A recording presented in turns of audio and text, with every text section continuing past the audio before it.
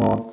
Anyway, we now can do the chanting of the Metta Sutta. It's a lovely way to introduce the meditation evening. It should be inspiring and also full of quite a wonderful insight, such as where it starts to say, be humble, not conceited, contented and easily satisfied, unburdened with duties and frugal in their ways. I often use that to teach people meditation. To be contented, be easily satisfied, not wanting so much. Let go of your duties when you're meditating. And be frugal, be peaceful, calm, wise, and especially not proud or demanding in nature. That contentment is so important. But that's talking about it. Now let's chant it. This is what should be done by one who is skilled in goodness and who knows the path of peace.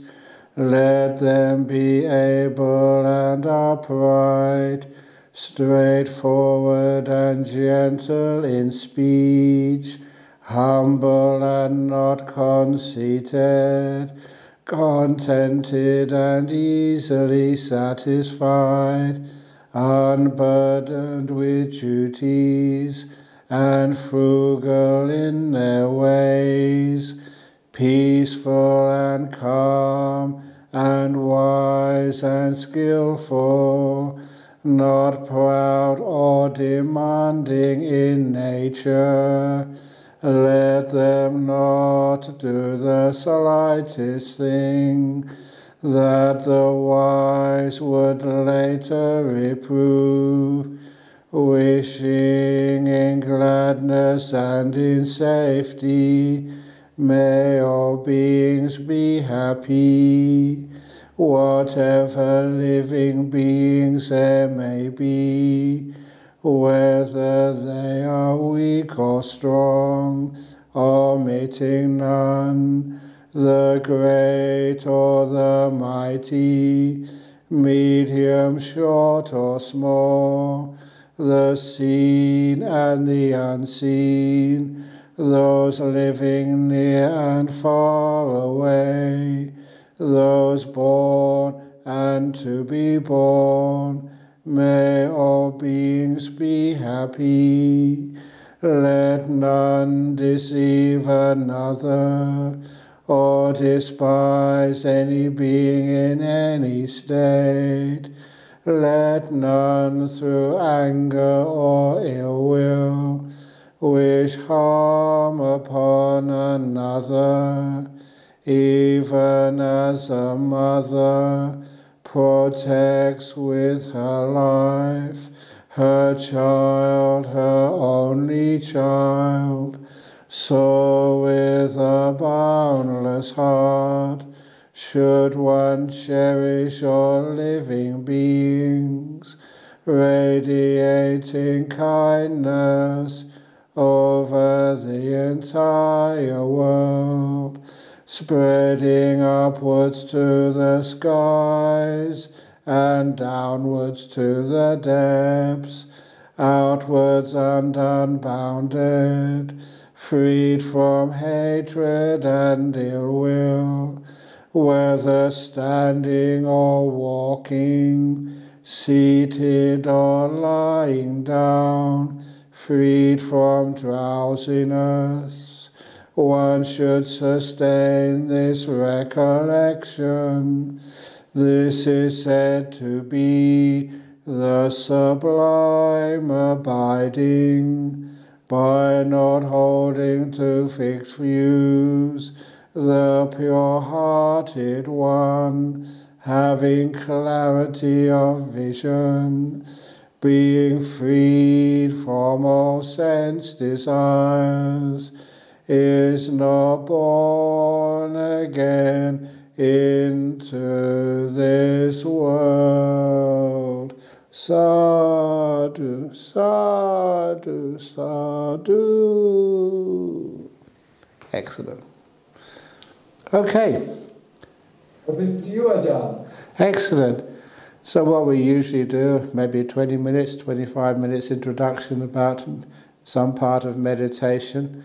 I was told earlier that we have some feedback. Many of you have been meditating for such a long time. It's an international audience.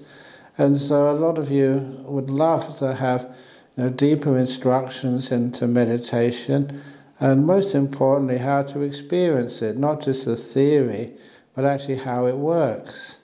And many, many times I've taught to you about how to let go of things. And that is basically the key part of meditation, being able to leave things alone, to be perfectly aware, and just allow things to settle down, allow things to become peaceful. And I use the word allow very carefully. It's not what you do. It's actually what you let happen when you get out of the way and just you allow the mind to find some peace, to find not just some peace, but the peace keeps growing and growing and growing. The way that my first teacher, Ajahn Brahm, used to put it, it's like the leaves on the trees in the forests. The leaves only move because of the wind is blowing. So if you take the wind away, or find a nice calm place where the wind is not blowing on this particular part of the day, then you'll notice the trees will start to stop moving. They'll move less and less and less and less until they become perfectly still, all by themselves. And the trees don't decide to do that. It's just their nature to be still.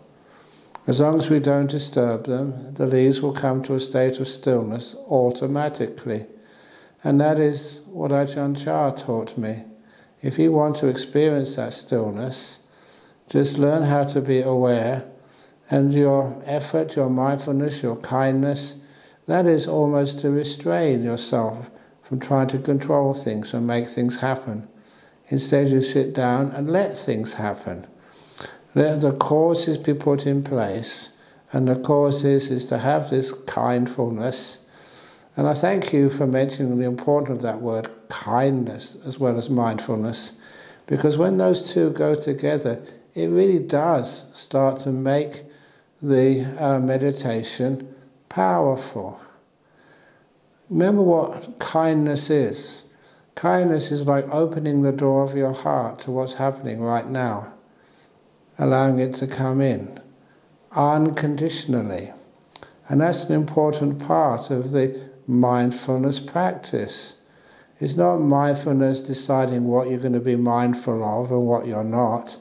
That becomes like too much desire, too much control, too much like being a control freak. And I know I always love like stories and similes. Here's one for today.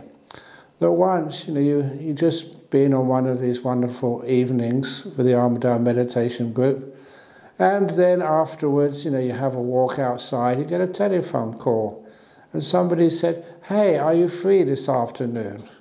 And when you say, "Yes, I'm free," "Please come along and have a cup of coffee in my favourite coffee shop."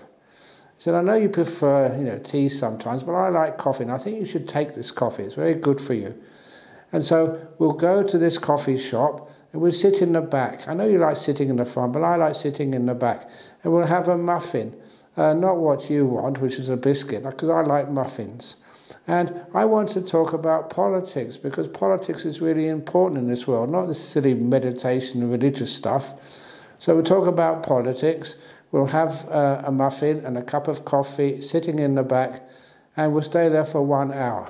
Not an hour and 5 minutes or 55 minutes, for 1 hour. I'll see you there in a few minutes." Now, if you receive an invitation like that, where people tells you how long you're going to sit, where you're going to sit, what you're going to eat and drink, and what you're going to contemplate, politics, how would you feel? How I'd expect you to feel, you say, "I don't want to go and spend an hour with somebody who's a control freak, telling me what to sit, where to eat, and what to do." So you make up an excuse pretty quickly. You say, "Oh, actually, I just remembered I've got to go and see my dentist. So maybe next time." And to keep your precepts, because you're a good Buddhist, you keep your precepts, after you hang up from that lady, you ring up your dentist to make an emergency appointment so you don't break the rules. And as soon as you've finished ringing the dentist, make an emergency appointment, then you get another call from another friend. He said, "Are you free this afternoon?" He said, well, I'm not quite sure. I may be. Why?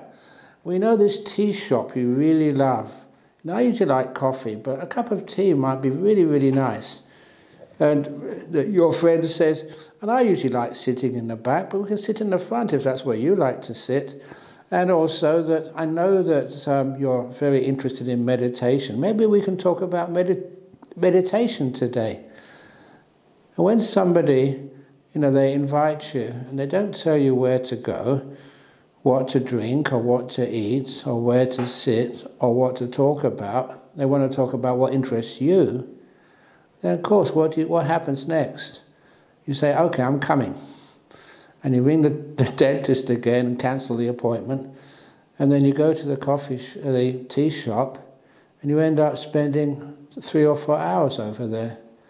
You'll be with a person who's kind enough to be interested in what you're interested in, to drink what you're interested in drinking, to sit where you like to sit.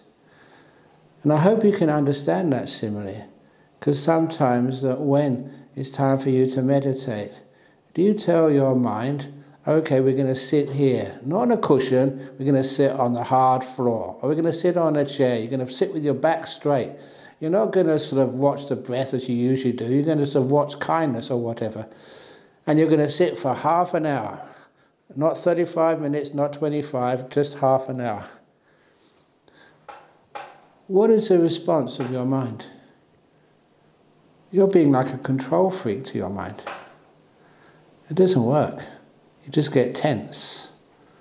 So instead, when you sit down to do the meditation later, you sit down there and say, "Mind, body, are you comfortable like this? Do you want to sit on the floor or sit on the chair? Do you want another cushion?" That kindness engages you with the process of meditation. And what do you actually want to watch, mind? Do you want to watch the breath, or do vipassana, or do metta meditation? What do you want to do? Let your mind choose, not you. Don't be the control freak. And then after a while, you find because of that kindness to your body and your mind, the body and mind loves meditating with you. It doesn't actually think of it, this is some penance you have to do. And often you meditate there far longer than you ever expected, because the mind is happy there, the body is comfortable. And that's actually how we do these beautiful meditations, and you enjoy what's going on. That's one of the reasons why in that Metta Sutta, and I should have said this years and years ago, but may all beings be at peace. No, it's more than peace. It's just real happiness, enjoying the meditation. And that happiness, enjoying the meditation, is very palpable. It gets really strong. And when you start getting into this meditation, that joy and happiness is not just some byproduct, it's something which takes you so deeper into the meditation. It's just like, when I teach this guided meditation, which I've been doing for such a long time, that I ask you, when you start to relax the body at the beginning, do this kindfulness to your own body, what does it feel like? And sometimes, actually not sometimes, just about always, that when I start just relaxing my feet, the feet feel very pleasurable. They feel good. It's like they've just been soaked in some nice hot water on a cold day. Or my back feels like it's been massaged after I just sit there and relax it by myself. And my head feels so at ease. And I remember just recalling, being mindful of how it feels just at the beginning of the meditation, having done a relaxation of my body. It feels delightful. It's a special pleasure of a relaxed body. And when I know that and feel that my body gets even more relaxed. It gets so relaxed that sometimes I'm so comfortable just sitting today on a chair in this room. It's just delightful, joyful. And that's supposed to be what happens. That's an important part of the meditation. When you can relax your body like that and feel the joy, you don't want to move. Sometimes you can stay like that for a long time, and eventually, my life should start going onto the mind now. But then I do the same thing there. And when I'm aware of the mind, I usually start with how peaceful it feels. Because peace is something which you can get an understanding of. When you ask meditators, please watch your mind, a lot of them don't know what they're supposed to watch. They're supposed to be thinking about something, or what am I supposed to do? What is this mind? In our Western world, the mind has just become almost terra incognito for us. We don't really understand what it is.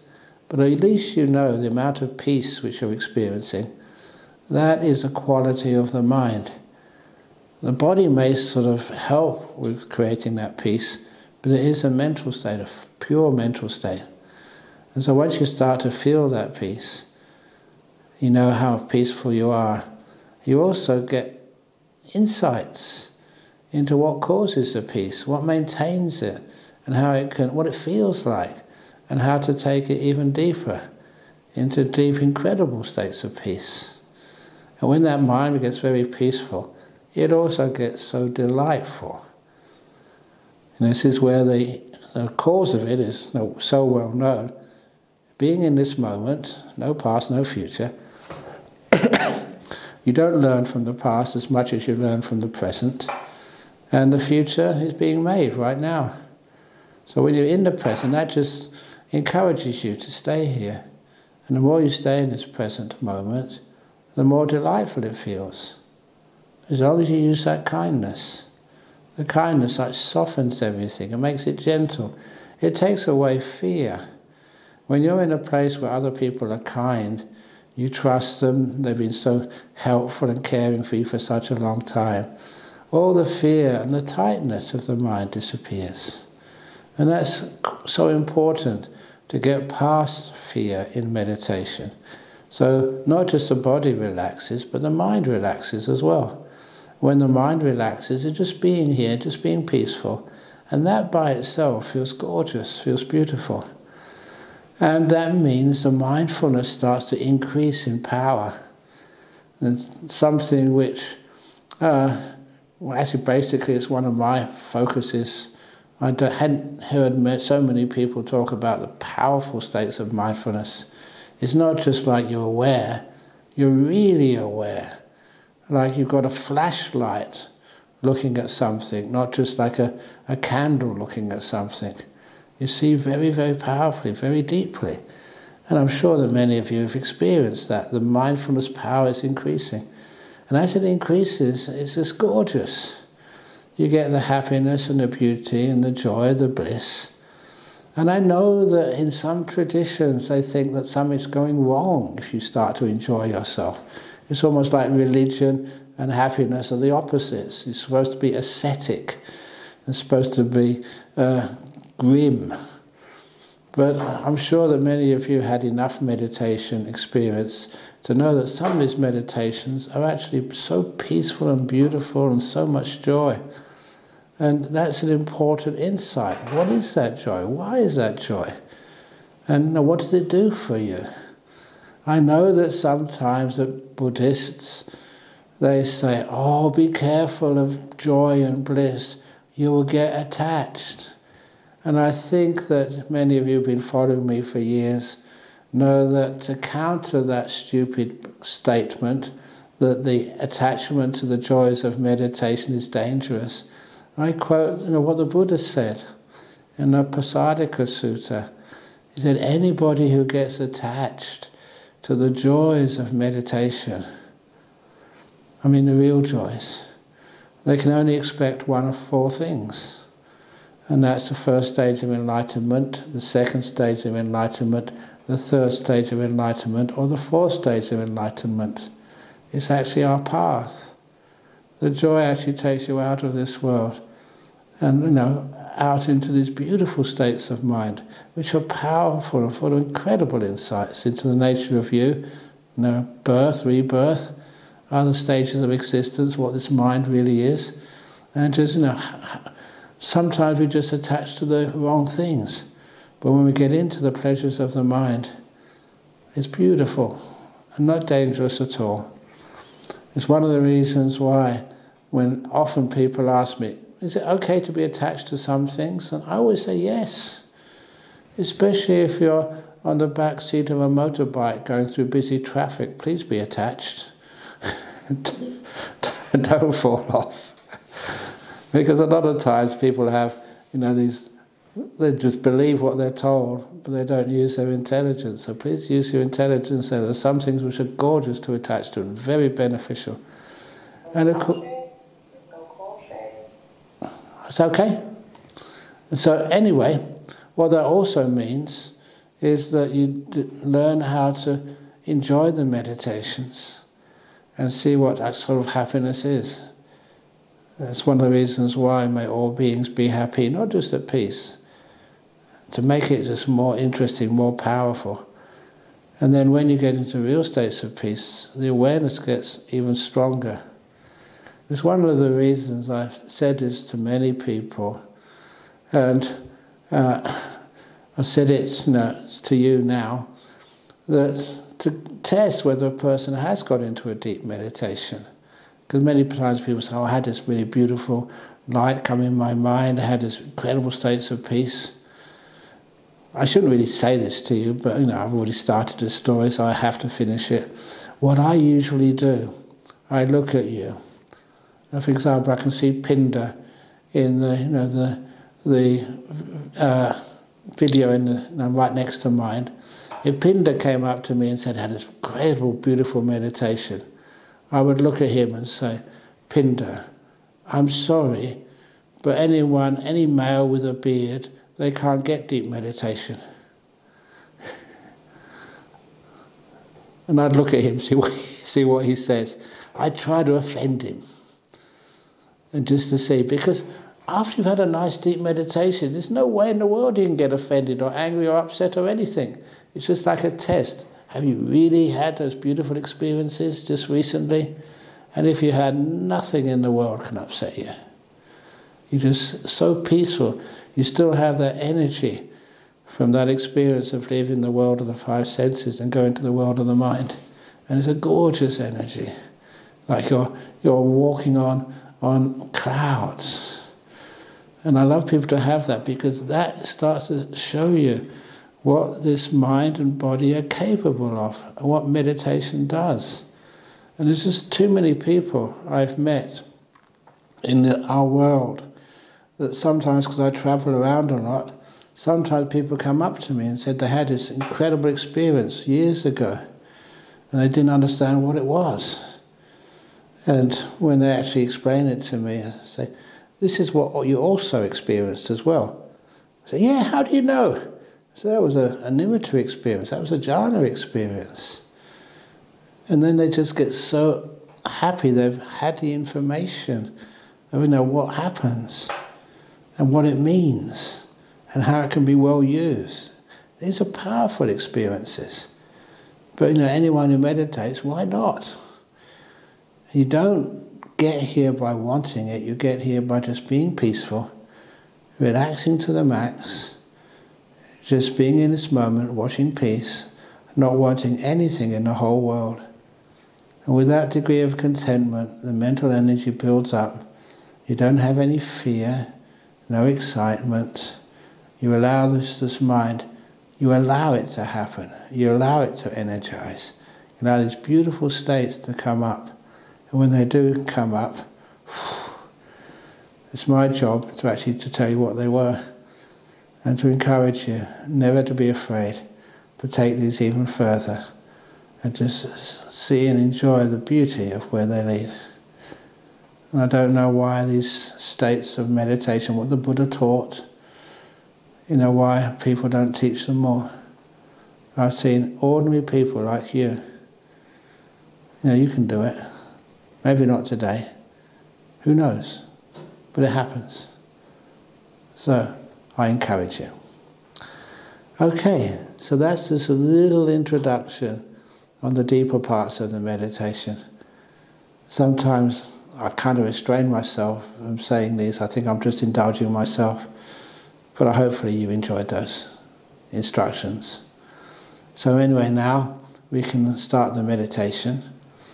So if you like to get yourselves comfortable on a seat, on a chair, on a cushion, wherever you can find some contentment in your body. Is that okay? Great. So here we go. It's only be a 30-minute meditation. But if you do go deep, just carry on.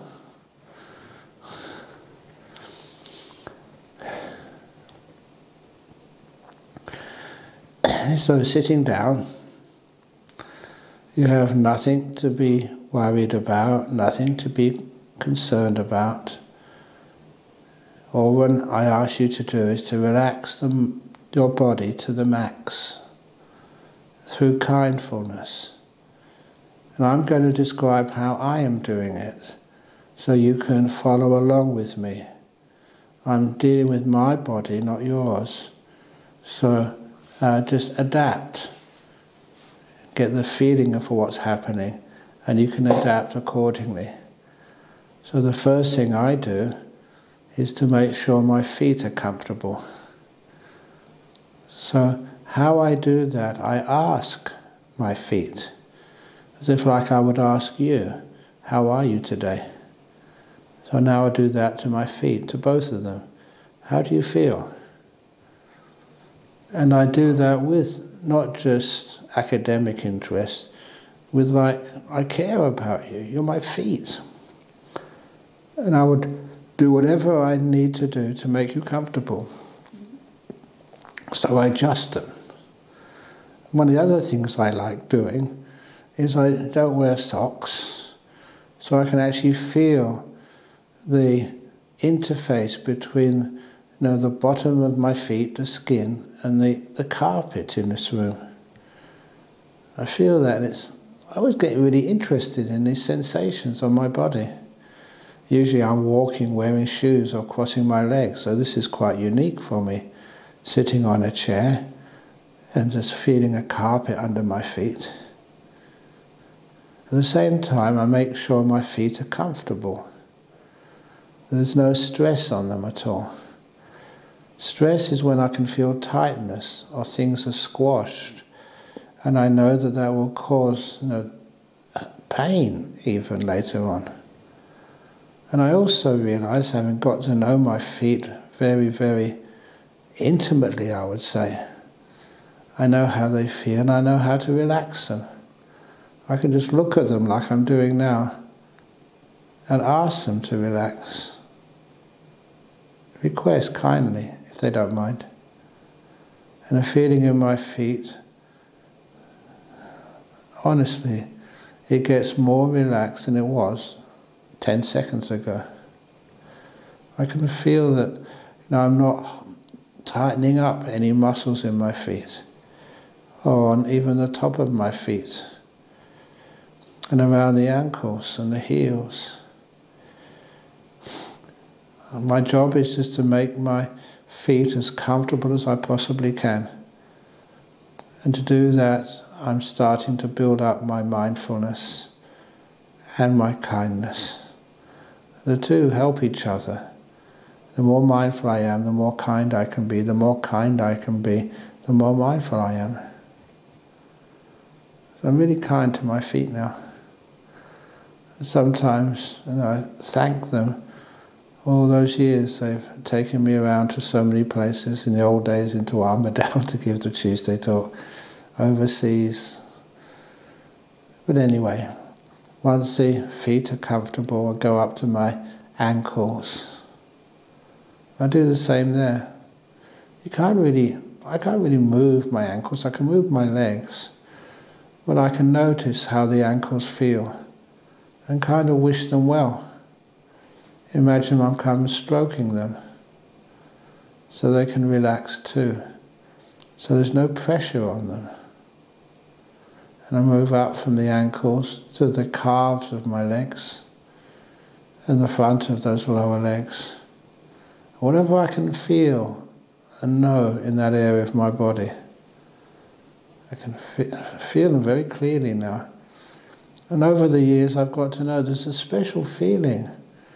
The feeling I have in the front of my lower legs, in the skin, and very thin muscles there between the skin and the bone, and the back of the legs is different. You get to be able to perceive what part of your body you're looking at. And I also get to understand just when those muscles are tense. And by trial and error, how to relax them. So my lower legs are getting really, really at ease. And then I move up to the knees. And even I have had fallen off ladders, fallen off motorbikes, on sports, hurt my knees. I've had injuries there. But I know how to relax those knees. So I feel them and look out for any tightness, any blockage. Imagine any blockage or being opened up, any tightness being loosened. I just imagine this, and soon you can feel when relaxation happens. The sensations in one's knees do change. My knees get really at ease. I go to my thighs. Big muscles. I realise I'm going very slow, but I kind of indulge in this because I enjoy it. And I relax my thighs. And I don't go on until my thighs are really relaxed. They kind of are now. If you want to linger, please linger. Then I go to my butt. I can feel the pressure on my butt with this big heavy weight on top of them pressing into the cushion on the chair. So I make sure it's as even as possible, which I'm doing now. That's why this chair just moved and sounded a bit. I make sure the buttocks are comfortable. There's always a feeling there, but I know the type of feeling which won't interfere with my meditation, which will eventually disappear, because the mind recognizes it's not a danger to it. And then from the buttocks, I go to the waist. Usually I straighten up my back, but today I'm going to let it just lean back. Feels okay. Then go up my back. If you had your eyes opening, you see me just moving my shoulders a little bit to make sure that they're comfortable. I do this deliberately, in order, with a lot of kindness. Because your health is important. And just that kindness, especially in your posture, really, really helps. And then I go to the bottom of my torso. And then I usually just scan up my digestive tract. Feels pretty good this evening. But nevertheless, I'll just scan it up. And if you ever feel any tightness anywhere, or any feelings which are unusual, you just stay there for a while. Give it kindness. I often feel that's how there can be cancers, infections, which you can catch when they first start to grow and zap them before they cause any trouble. Just through relaxing your own body. Relaxing to the max. Really getting into easing everything.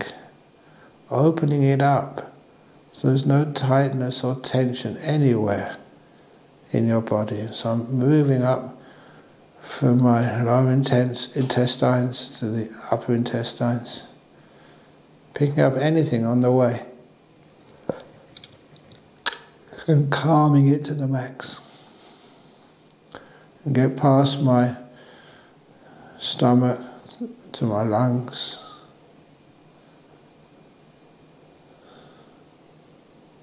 Relaxing those lungs. My lungs go 24 hours every day. And even though that sometimes it's dusty air or smoky air or lots of pollen or even like COVID or whatever, I always care for my lungs. So these things don't usually bother me.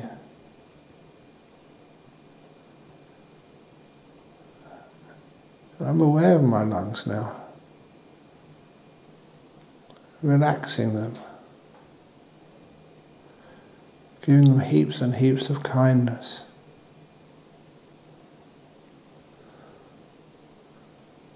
It actually feels so pleasant, as if they're saying thank you to me.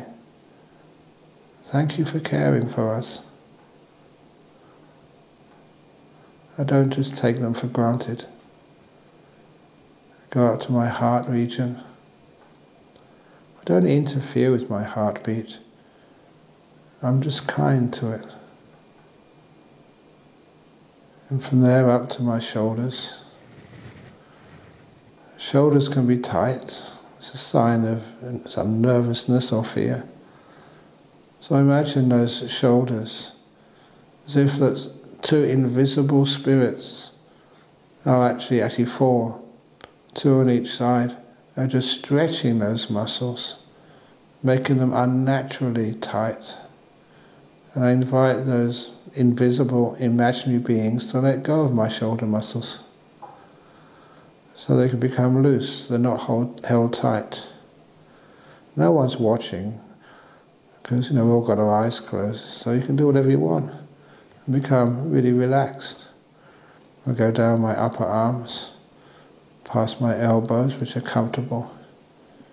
But if they're not, I will do something. That's what kindness is. It doesn't just know, it remedies the problems because it cares for what it's watching. And then down my forearms to my wrists, and then to my hands. I just asked my fingers, how are you? And they replied, no, we want to be put in a better position, so I do that. My whole arms, body from the neck down, is really at ease. So I have to go back up to my shoulders and my neck. I always make sure that the head is well balanced on top of the neck. Not too far forward, not too far back. Not too far to the left or too far to the right. And to make that happen, I just move the head mindfully and aware of where that correct position is, the most comfortable. Then I go to the front of my head, to the muscles around the eyes, the nose and the mouth. Once you're aware of those muscles, you soon find how to relax them. You don't hold anything tight. The eyes are closed, the mouth is closed, but not shut down too tightly. There's a comfort in the front of the face. And that actually reduces many of the very aggressive emotions or the negative emotions. Everything is nice and loose. One last thing I often do, not always, I just imagine my brain. It's only an imaginary exercise. I imagine kind of lifting up my skull like it's on a hinge and taking my brain out and put it in a nice little bed with a beautiful satin, what's it called, cloths, a pillow and a nice duvet. So my little brain can have a nice rest. It doesn't need to think. I'm still mindful, aware, but I don't need to think too much. Give your brain a break. And then I just notice my whole body. I'm mindful of it. It's so easy because the whole lot is really relaxed and pleasant. It's a delight to be aware of a relaxed body. No fear, just enjoying the peace, the contentment, the pleasure And I'm never afraid of that, because I notice the joy, or rather the joy causes the body to be more relaxed. I never get as relaxed as when you experience that joy, stay with it for a minute or two.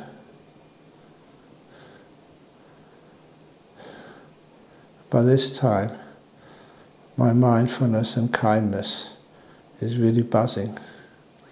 It's strong. So now I can turn to my mind. How peaceful are you, Ajahn Brahm? How peaceful are you?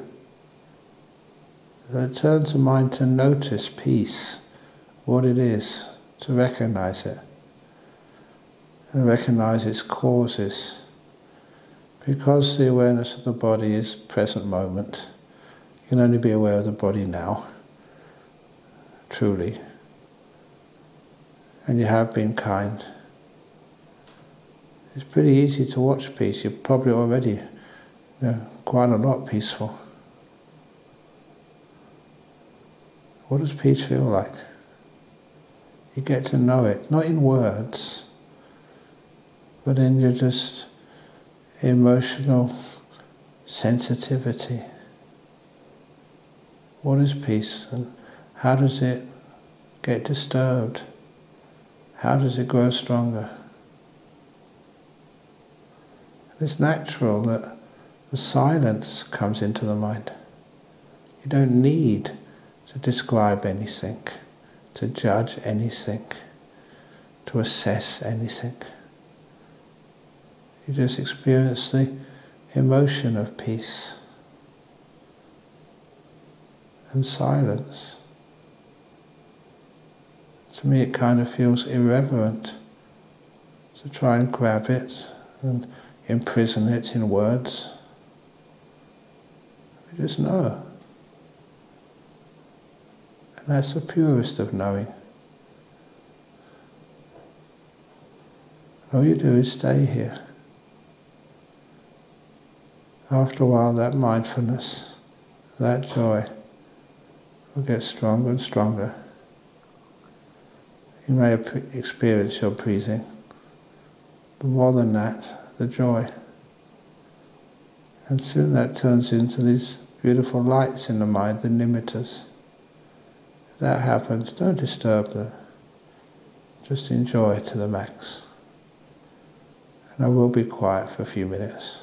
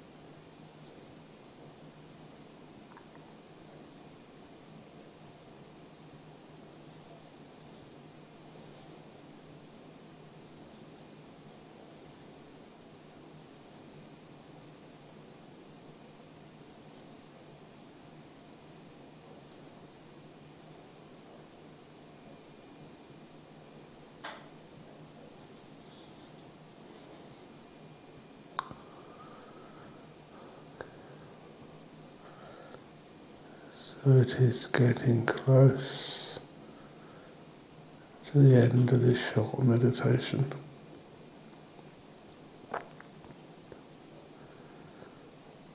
How peaceful was your mind? When it gets really peaceful, how pleasurable is it?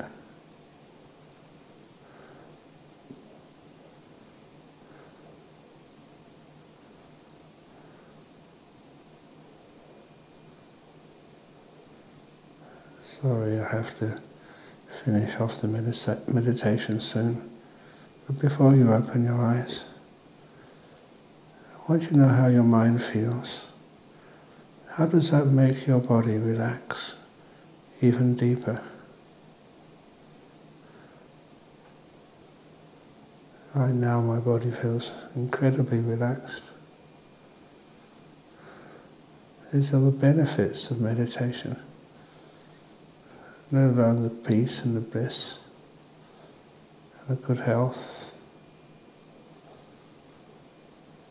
So I'll now ring the gong 3 times.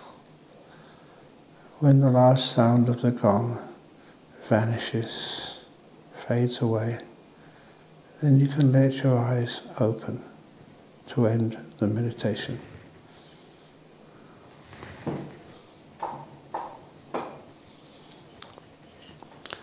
Actually, I won't ring the gong.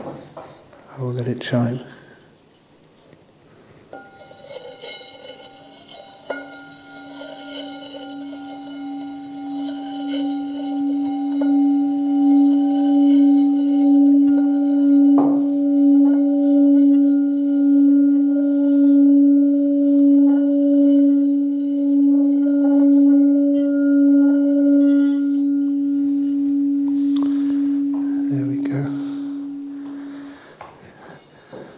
If you have a peaceful meditation, sometimes ringing the gongs, ding, ding, ding, it is quite inappropriate, I think. It's nicer to do a nice little gong sound. It's much more subtle. So anyway, I hope you enjoyed that meditation as much as I did. Or even better, I had a good time. So now we usually have the opportunity for either questions or something you want me to talk about. So, are there any questions which anybody would like to ask? Can I ask a question? Yes, certainly, Gloria. Okay. I don't want to use too much time, but I really want to say thank you because you keep saying let it go. Yes. And I do think that I'm able to let go a lot of things because of your talk and lots of other monks' talk. And the thing is that the more I meditate, the more I realize that I let my sense of self out of the way, and then I let the kindness and forgiveness come into my family. And I really think that the Dhamma take its place and healed my family as a result. A lot of things is still ongoing, but I think I find my way to forgiveness, which is a very grateful thing for me. And yes, and my question is that some people, even if they get into deep meditation, they don't end up in monastic life. Yeah. And some people, they do. And I'm wondering, will your practice eventually lead you to the monastic life? Is that depends on the karma, or is that just none of that, just personal decision and things like that? Thank you. Oh, okay, well, I can only speak from personal experience, and it certainly does lead you to monastic life. And what's wrong with that? It's a beautiful life. It's not ascetic. It's just enjoyable. One of the best lives you can possibly live. You always have enough food, but food is not that important. And you have this ability just to sit down and bliss out. And we have so much joy, and that creates great health. and you can share that with other people. And imagine just, the salary is terrible as being a Buddhist monk or a nun, but just the job fulfillment is, it really is out of this world. All those years you meet people. And just one little story for those of you who don't listen to some of those talks I give at Nolamala. Just when I went to UK recently, and just I was teaching a weekend retreat in the town of Sheffield. That's in the north of England. It's not the main town. But when I was talking there, before I was talking, I was going from the railway station to the venue. And as I was walking there, this guy, he was working in a big backhoe for the local council doing roadworks. And he opened his window and he shouted at me. And he said, "Hey, you look the spitting image of Ajahn Brahm in Australia." And he was really sort of so surprised to see me there. I'm supposed to be in Australia. I said, "Yes, I can understand I'm a spitting image because I am Ajahn Brahm, but I'm in Sheffield today." And he stopped, not just his big backhoe, but the whole crew's in charge of them. And we stopped the work for about half an hour and asked questions and had photographs. And little things like that, just the job satisfaction I get, I helped somebody, and that's why he recognised me. And so far away, the other side of the world almost, from Perth. And it's valuable. He told me how much, that what I taught on the internet, just how much it meant for him. That's why he made his day. It made my day too. The job satisfaction is enormous. That's one of the reasons why you don't get much money, you don't get anything. You just get this beautiful, huge number of friends, each one of you. I like looking at, your faces. Some of you I don't recognise that much, but a lot of you I really do. Seen you so many times. And it's wonderful. That's my happiness, my salary. The idea of a monk or a nun, and also like having nuns. When I grew up, there was only monks were given some equity and treated appropriately, only monks. But now we have like nuns. Anybody, you can get sort of a nice place to stay and just bliss out. What a wonderful way to live.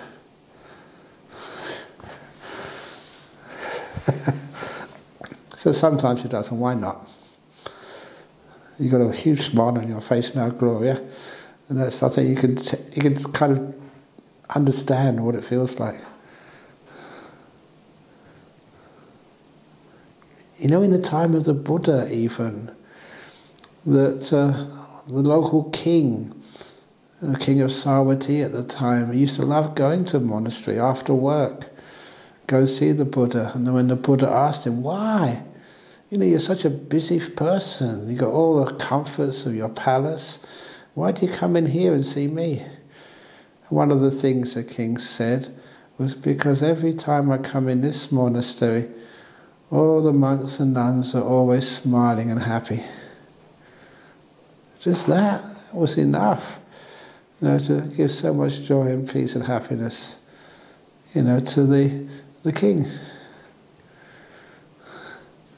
So hopefully when any of you come to visit any monastery, especially Bodhinyana Monastery or Dhamma or those people overseas, you go and see some of the monks and nuns in those monasteries, in those places.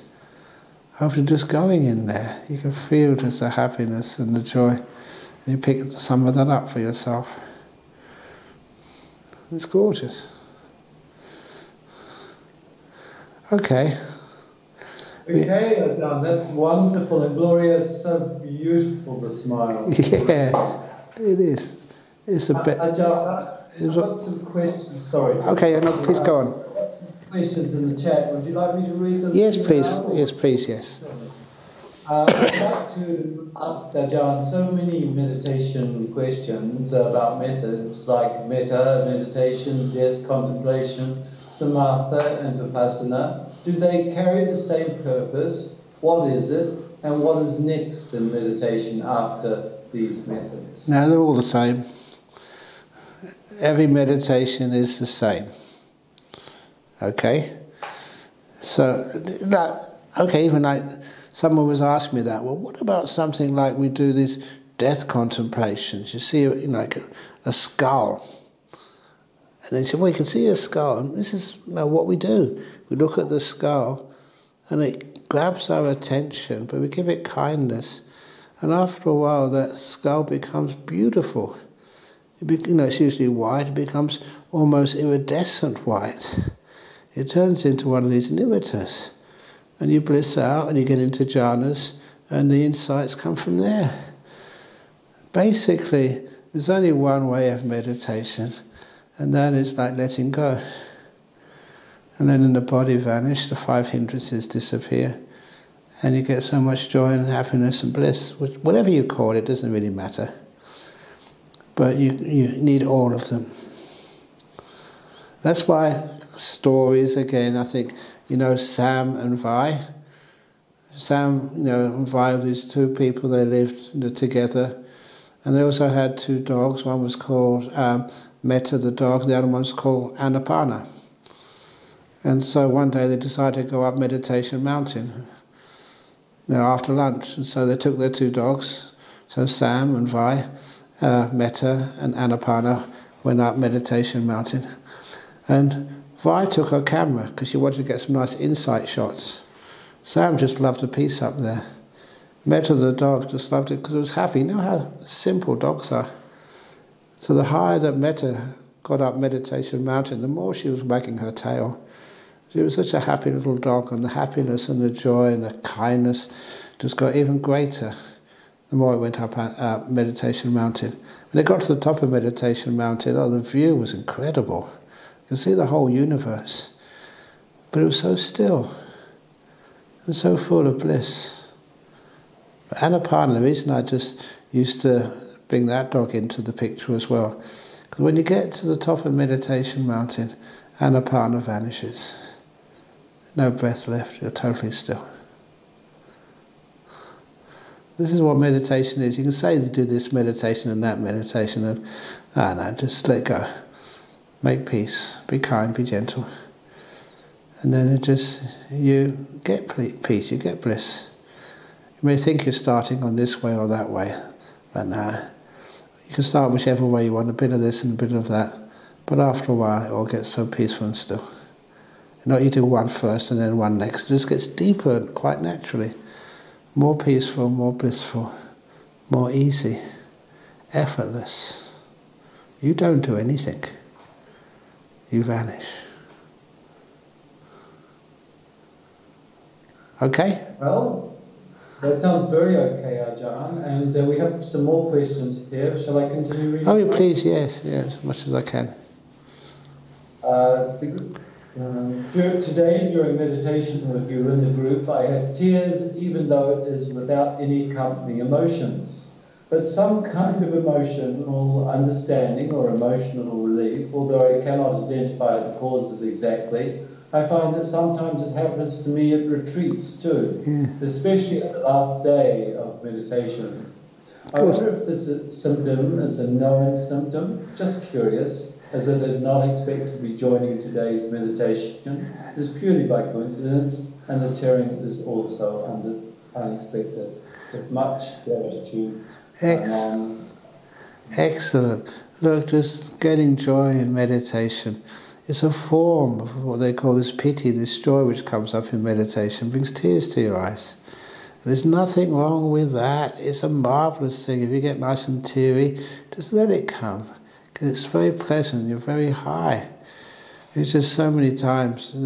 I say there's 2 places in India where I always just burst out crying. I can't stop myself. One is on the Vulture's Peak. That's where the Buddha would meditate. And when I went up there, they hadn't really developed it. It just looked basically as the same as when the Buddha was alive. It was a cave. And you can actually sit in that. Oh, that's just so full of incredible energy.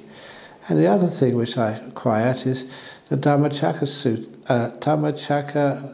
Buddha statue, which is in the museum outside Sanat the old deer park where the Buddha gave his first sermon. And I don't know why, it's beautiful, but it's got a little break in it, I think, in the nose.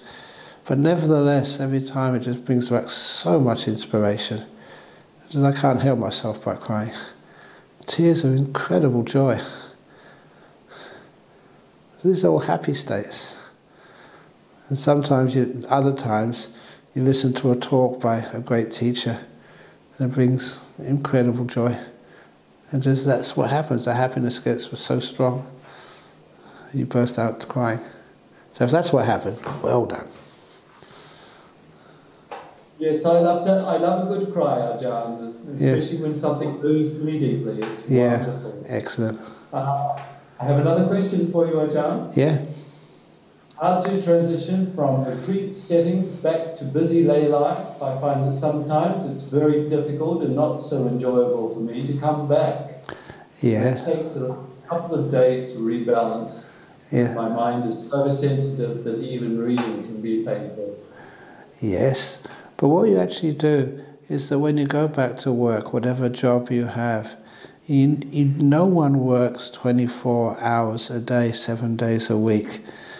And anyway, you don't need to. What you do, you take these breaks in the middle of the day or in the middle of the morning and take that time just to meditate. You've just done a lot of meditation. And so you space during the day, maybe in the morning, lunchtime, afternoon, if you possibly can, even if it's just going to the restroom and just going sitting on a toilet bowl and just closing your eyes and meditating. It's not that hard to do. I've done that. And you get some nice peace, relaxation. And when you go back to work, after the visit to the restroom, then you find out your mind is just clear. You perform more work in less time. It's efficiency. So you can actually go to work and actually that people are surprised at you. You can work so well even in the afternoons without getting stressed out. Get more work done. Because you take little breaks, maybe quarter of an hour just in the morning, sort of half an hour at lunchtime, quarter of an hour in the afternoon. And that was so well received years ago here in Australia. It actually got over to Harvard University Business School, where they call it investment of time. It's using your ability to meditate to realise when you can sit down in the morning just for a quarter of an hour, you're actually making time, you're not wasting it. The 15 minutes you haven't got your nose in front of a computer or writing anything, your brain is getting its energy back up again. And so after meditation you get more work done in less time. And good quality work too. I don't know if you've ever seen that, but there was the first book which I wrote, The Opening the Door of Your Heart. One of the people in Armadale Group, they forced me into doing that. I'm very grateful for them. But when I actually wrote it out by hand, I did that when I was doing a personal retreat, an hour every day. And half the book was written out by hand. There's no pen and paper, no computers. And I still got a copy of that. And it's amazing. There's no mistakes in it. Really beautiful handwriting. And that's because you were just very focused, very peaceful, and you just let it come out. And that's actually what work is like. If you try and force it, you waste too much time. And the job you do is not so beautiful. Right, and we're ready for the next one? Yes. Dear Ajahn, is there a self-forgiveness meditation for guilty feelings and regrets? Or is metta meditation the same? Yeah. I find it's all back. Sorry. Yeah, now all the same is true, but it's also once you have some reasonably deep meditation, you get the insights afterwards. The insights. Who are you trying to blame? What's the purpose of this life? The purpose of this life is to be allowed to make mistakes, not to be afraid of them. And once you make a mistake, it's not just forgiving, it's actually learning. You acknowledge them, you bring them up, you don't try and hide anything, acknowledge it, And then the forgiveness is just taking away this idea of punishment or guilt. That was one of the things I loved about Buddhism when I first got to know it. There was no punishment. And I thought, it's a monasticism. We don't have whips, or we don't put people in detention or take food away from them. There's no punishment there. And instead we learn from it. Punishment makes us afraid of mistakes. And we can't forgive ourselves because we think we don't deserve it. It's punishment again. We just learn. We learn and grow. We don't have to be perfect. Those beautiful trees in the forest, the twisted, bent ones are the most beautiful. So none of you need to be perfect, because none of you are, not even me. I tell terrible jokes. I apologise, but that's how bent and crooked I am.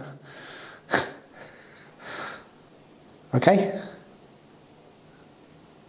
Okay, and thank you, Ajahn. Ajahn, talking about mistakes, I was leading a seminar yesterday, and one of the people in the seminar made an error by blurting out an answer before it was appropriate.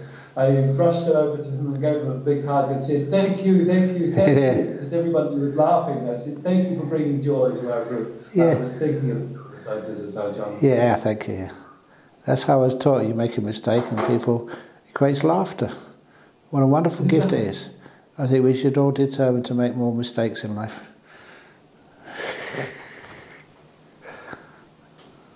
All right, I'm just moving down to the next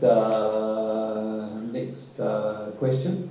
About choosing to meditate, especially when I don't immediately go to bliss when I meditate, in large part because no one will meditate with me and it brings irritation. I end up doing what they want to do, which is often not healthy, versus them doing what I want to do. Again, the best way to get people to join in with your meditation is when they find out just how it improves you, what a more wonderful person you are.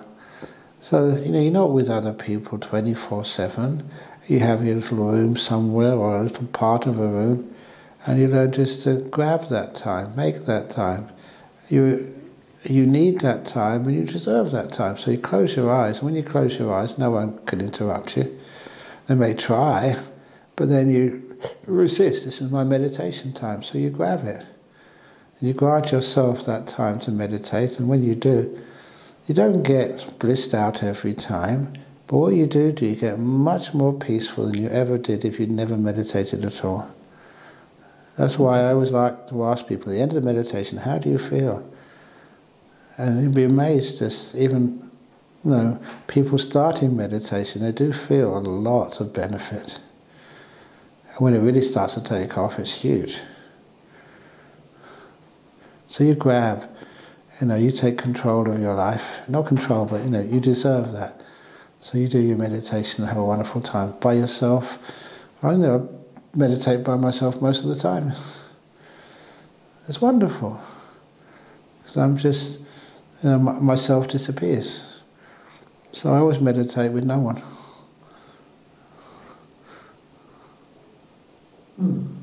Thank you, Ajahn.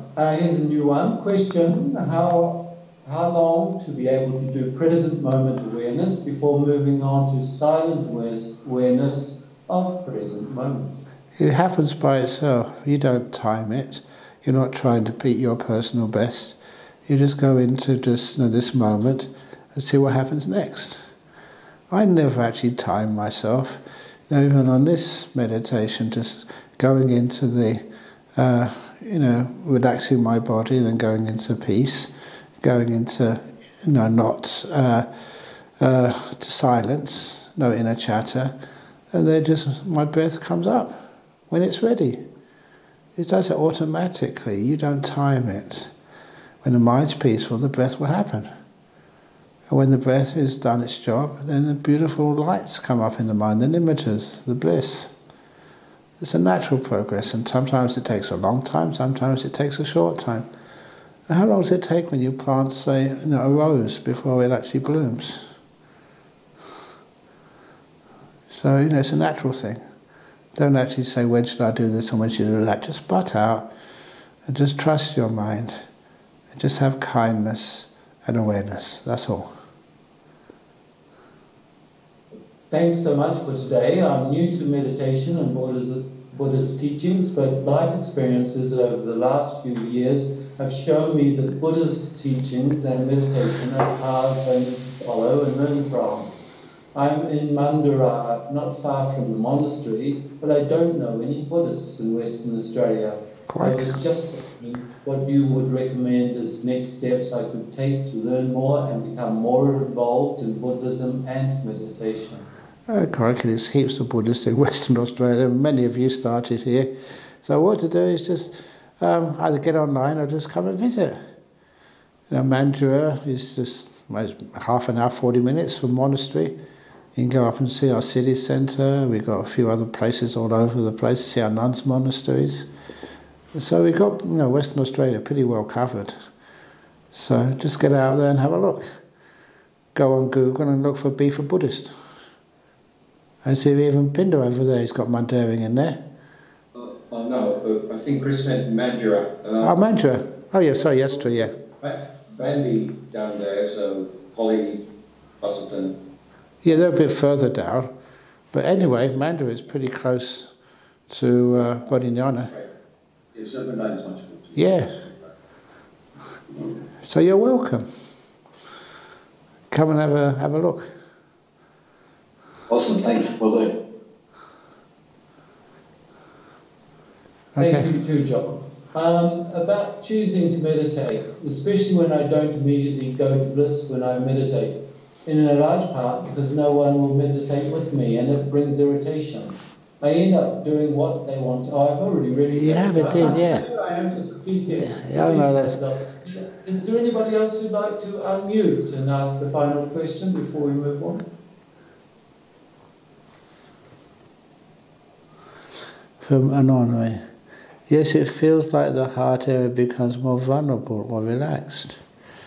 Its heart area becomes relaxed for sure, but not vulnerable in the sense that no one could ever harm you.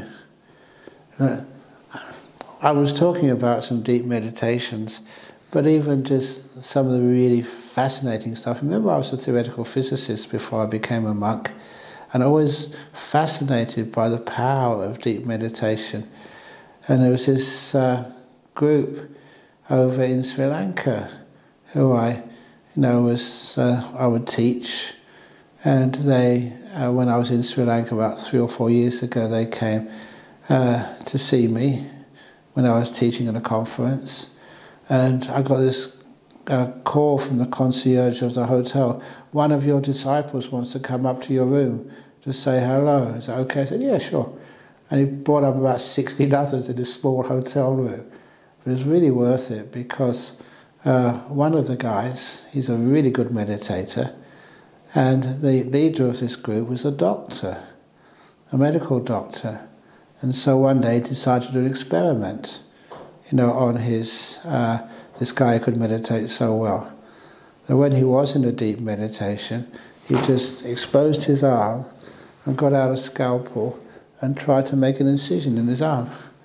This was a doctor doing this. He did do some disinfectant on his arm first of all, and the scalpel wouldn't penetrate the skin. And he wasn't making this up. It wasn't a dull scalpel. It was a really sharp scalpel, but it just couldn't cut through the skin. And he actually videoed that and was put on one of the local TV channels. And what meditation can do. It makes you invulnerable. But then he decided to do a follow-up experiment with this guy, with his permission. He said, look, I'm going to try that again, but this time letting you know that during the meditation sometimes I will try this. Can I have your permission? And the guy said, yeah, sure. And so during the meditation, this guy got into a deep meditation again, and they just put anaesthetic, not anaesthetic, but disinfectant on the arm, no anaesthetic. And this time he used the scalpel and cut into the skin. Not that deeply, but then just sewed up the wound, put up some other ointment on it, and then put a bandage on it. And so when this guy came out of his meditation, he saw he had a bandage on his arm. During the time he couldn't feel a thing. That's how what meditation is fascinating. While you're in these deep meditations, they can do an operation on you, you wouldn't feel it. But if without your permission, they can't even cut the skin. Now that's weird stuff, but that's actually true. I kind of like weird stuff. That's, theoretical physicists messing around with, with quantum theory and stuff. That's all really, really weird. But that actually teaches me a lot about the nature of this world and the universe and everything, and how powerful these teachings can be. But you are perfectly safe. That's one thing which I will always tell you.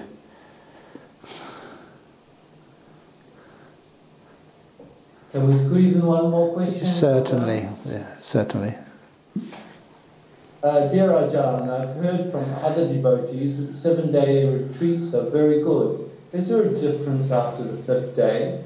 How do we prepare for a 7-day retreat when we have only attended 1-day retreat so far?